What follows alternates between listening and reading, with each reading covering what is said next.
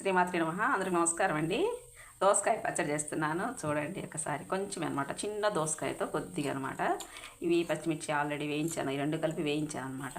మా అబ్బాయి దోసకాయ విత్తనాలు తిండండి, అందుకని నేనేం చేస్తానంటే మిక్సీ పడతాను అనమాట. ఇవి కలిపి కొంచెం చింతపండు వేసి ముందు మిక్సీ పట్టిన తర్వాత పచ్చిమిర్చి వేస్తాను. ఎలా వేస్తానో చూపిస్తాను.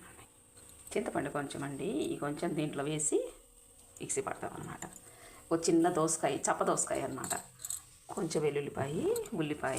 ఇది మనకి భోజనాలకి వంటలు చేస్తారు చూడండి, పెళ్ళిళ్ళలో, క్యాటరింగ్లలో. అదండి ఇది, ఈ పచ్చడి. దీన్ని మళ్ళీ పోపు పెట్టుకుంటాము. ఈ మూడు కలిపి మిక్సీ పట్టుకుంటే మనకి ఈ పిల్లలు కూడా తినరు అనేది బాధ ఉండదండి. తినే వాళ్ళకేం ప్రాబ్లం లేదు. ఇక ఒక టిప్ చెప్తాను. ఇవి చప్పగా ఉంటాయి మిరపకాయలు, మనం చూసి వేసుకోవాలి. ఇవి చప్పగా వస్తున్నాయి ఈ మధ్య. మీకు ఒక టిప్ చెప్తాను. ఈ పల్లీల చట్నీకి అని వేయించారండి. వేయించుకొని ఇలా నేను స్టోరేజ్ చేసుకుంటాను. 2 days 3 days ఉంటాయి నాకు. ఈ దీంట్లో మనం కొబ్బరి చట్నీ చేసుకోవచ్చు. కొబ్బరి వేసి మిక్సీ ఇవి వేసుకొని, చింతపండు వేసుకొని, వెల్లుల్లిపాయ వేసుకొని మిక్సీ పట్టుకొని పోపు పెట్టుకోవచ్చు.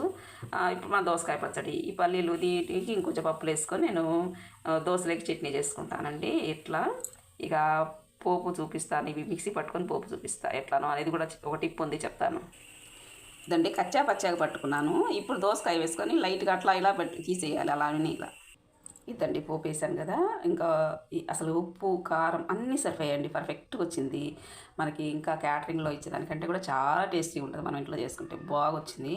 ఇంకొక విషయము ఇదండి, నేను పోపు పెట్టాను అన్నాను కదా, పోపులో కొంచెం తీసాను. ఇది పల్లీల చట్నీకి వేస్తాను అనమాట. మనం ఇలా కూడా స్టోరేజ్ చేసుకొని 2 days పక్కన పెట్టుకున్నామంటే హోటల్స్లలో ఇలా చేస్తారండి, అప్పటికప్పుడు కలిపేస్తారనమాట. మనకి ఎక్కడి నుంచి వస్తుంది అని ఓ డబ్బా చేసి పెట్టుకొని అట్లా అప్పటికప్పుడు కలిపేస్తారనమాట. కావాలన్నప్పుడు వాళ్ళకి వెంటనే పోపు పెట్టాలంటే కష్టం కదా, అందుకని ఇలా చేస్తారు. చూడండి దోసకాయ నలగలేదు, నలిగినా మన రోట్లో దంచుకున్నట్టే వచ్చింది. చట్నీ అంతా కూడా మన రోట్లో దంచుకున్నట్టుగా అలానే ఇలా తీస్తూ ఉంటే నా రోట్లో దంచుకున్నట్టు వస్తుందండి, పర్ఫెక్ట్గా వస్తుంది, ఏం డిఫరెన్స్ ఉండదు. బాయ్ అండి, థ్యాంక్ యూ ఫర్ వాచింగ్.